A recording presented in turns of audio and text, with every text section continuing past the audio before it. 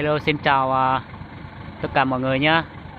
Tối hôm qua cái xe này nó về tới đây nó bị lún đây rồi. Thì sáng nay ông bác tài này lại lên trên này lấy cái xe này về nhá. Đấy, giờ đang bị lún đây này rồi. Giờ mình sẽ coi cho anh em cùng xem nhé. Đấy, nó bị lún cũng quá là sâu luôn. Giờ nó lên không được, nó cũng không có cái gốc cây nào nó chắc tới được nhá. Giờ mình sẽ xem ông bác tài cho nó làm cách nào mới lên được nhá.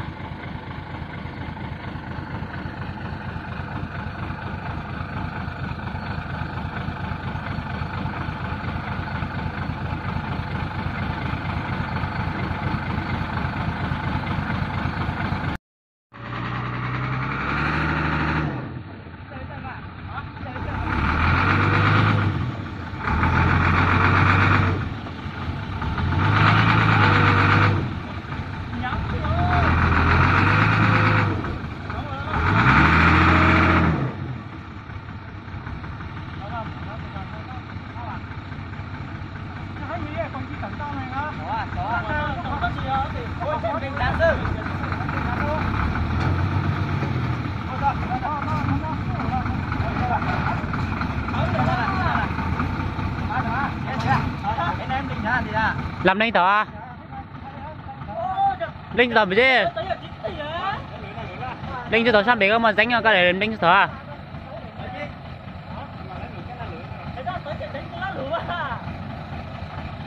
Đấy, nó bệ lái rất là nặng anh em ơi. Không biết nó cái bộ lái nó bị sao rồi. Có khi nó có bị trục trặc rồi hay là sao nhé. Đấy, cái bộ lái rất là nặng luôn.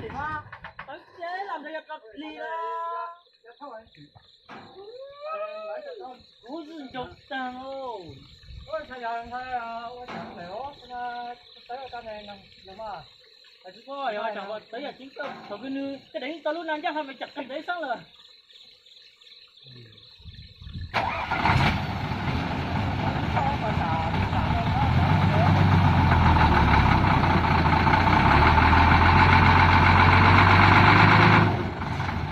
Đấy, vòng lái này rất là nặng luôn anh em ơi.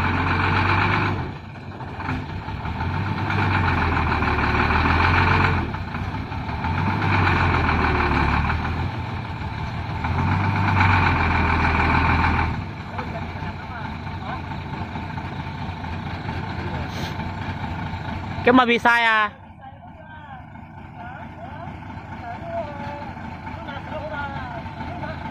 Tôi nó bị sai làm đi cho hết. Tôi nó bị sai làm đi cho hết cái nhá.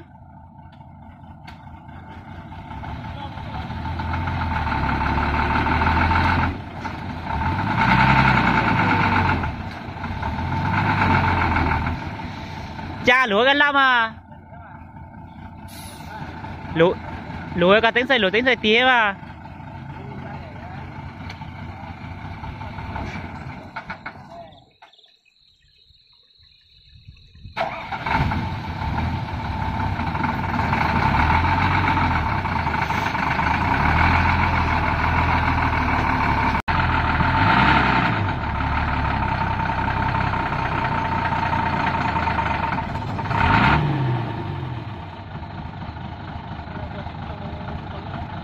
Yên lao là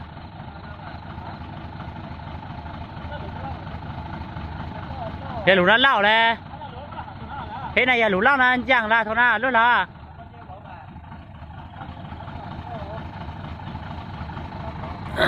đấy, xe nó bị lún rồi anh em ơi.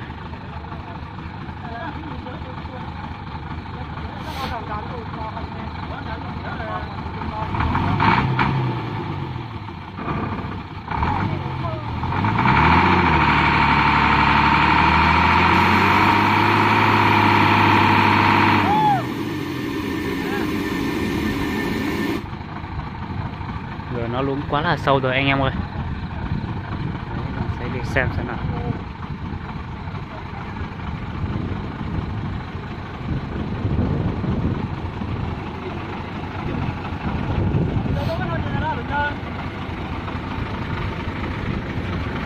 nó lún quá là sâu rồi anh em ơi.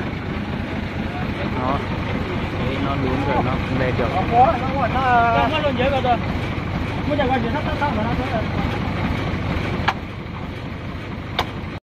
Tay này nó lên không được. Giờ ông này lại lên lấy xem có lên được hay không nha.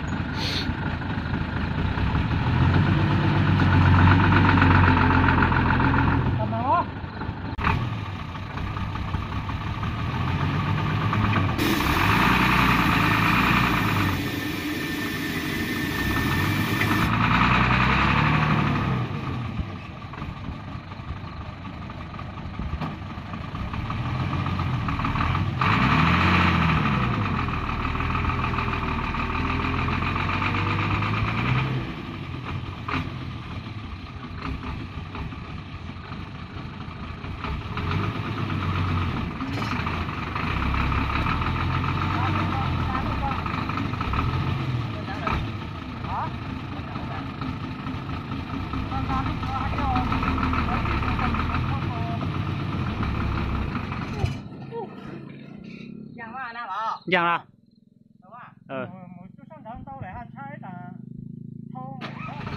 Dạ.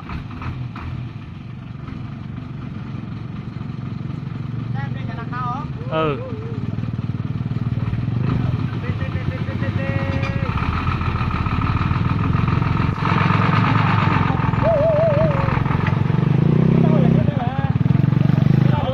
Tiến lao là chụp bông à?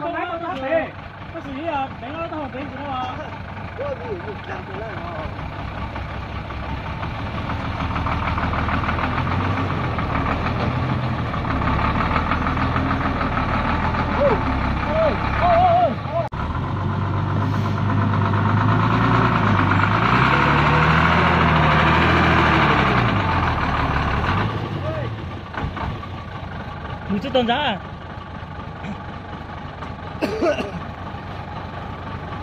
Đây lùng chút đầu á. Anh mua ra anh cần tìm raเลย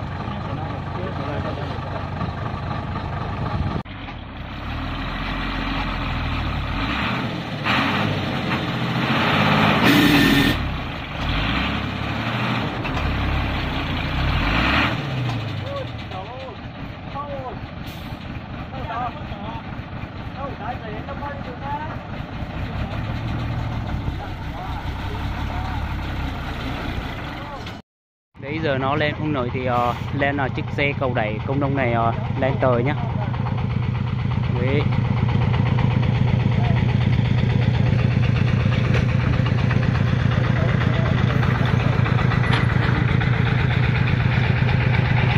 Giờ anh em bây giờ trời rất là nắng anh em. Em thấy nó hơi mờ chứ.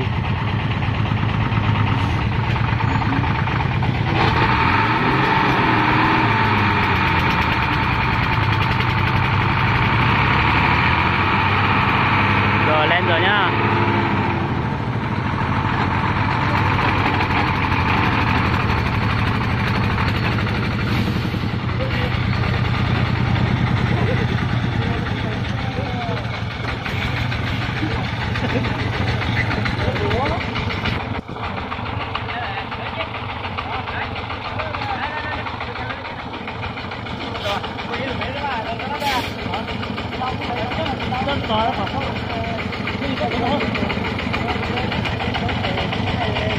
Mà quay tầm 8 à.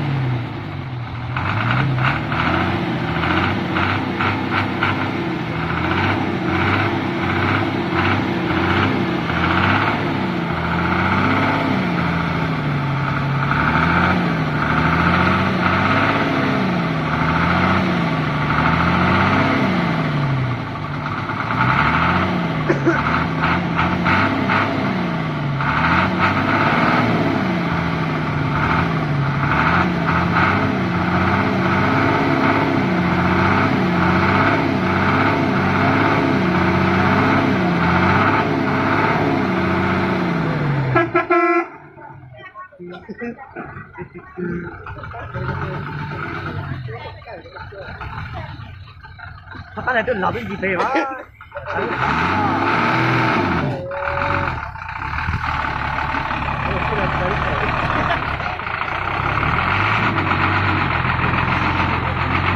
Rồi lên rồi nhá anh em ơi. Lên được rồi nhá.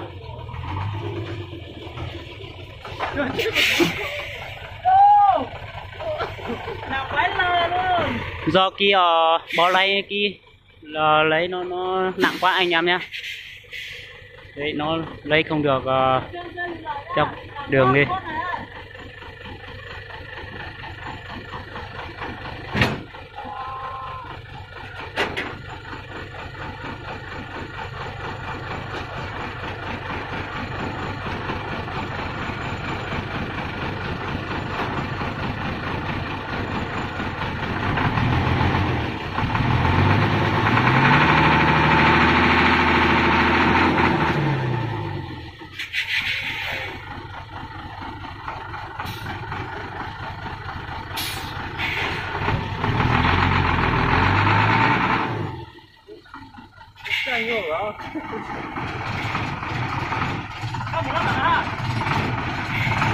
Thâu mà. Thâu mà.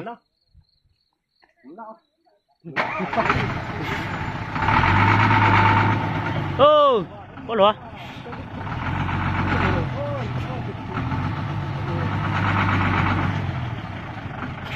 Được rồi nha.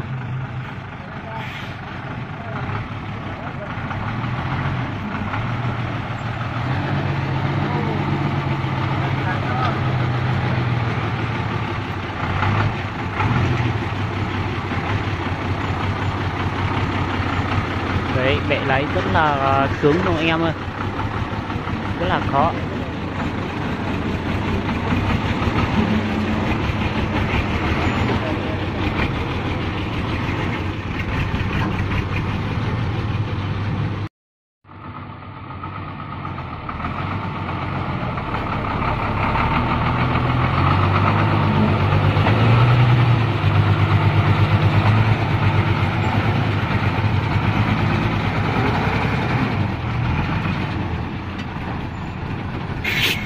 Cái giống cho mà. Cái chả các tiếng cá dùng rồi.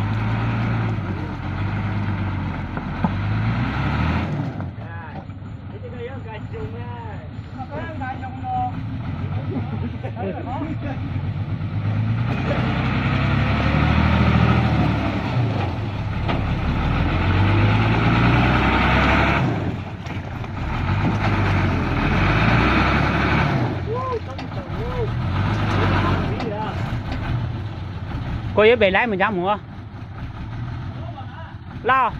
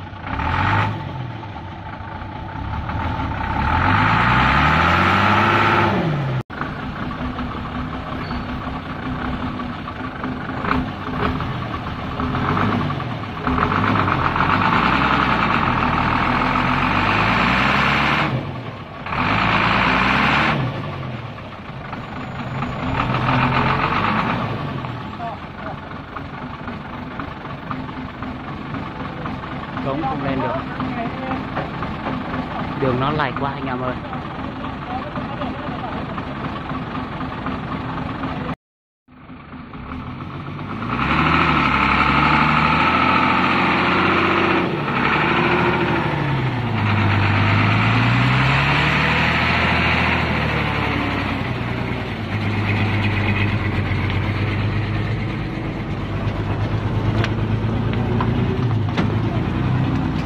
Rồi đi qua một đoạn rồi nhá.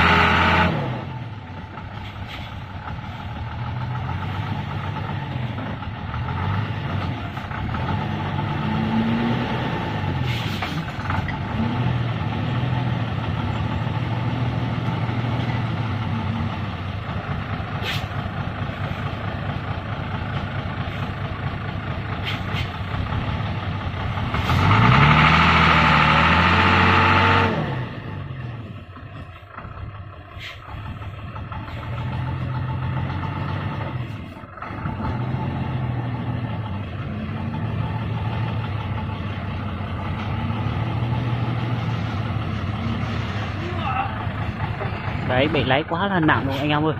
Úi giời.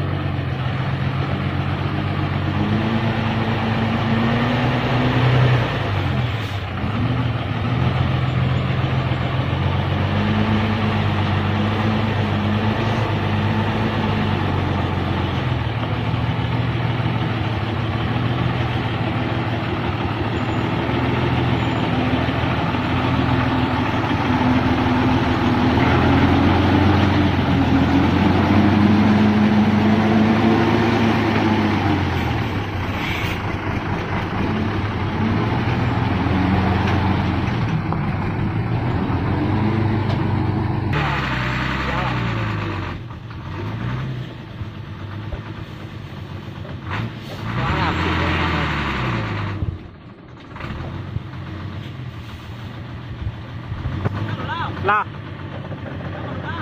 Đúng không ạ?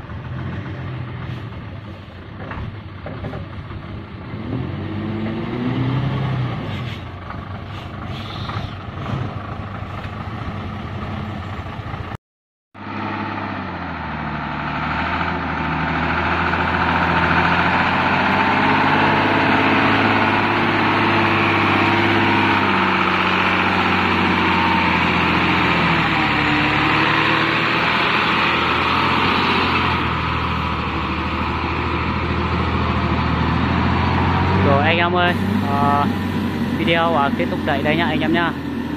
Đấy, hẹn gặp lại anh em ở clip tiếp theo nha.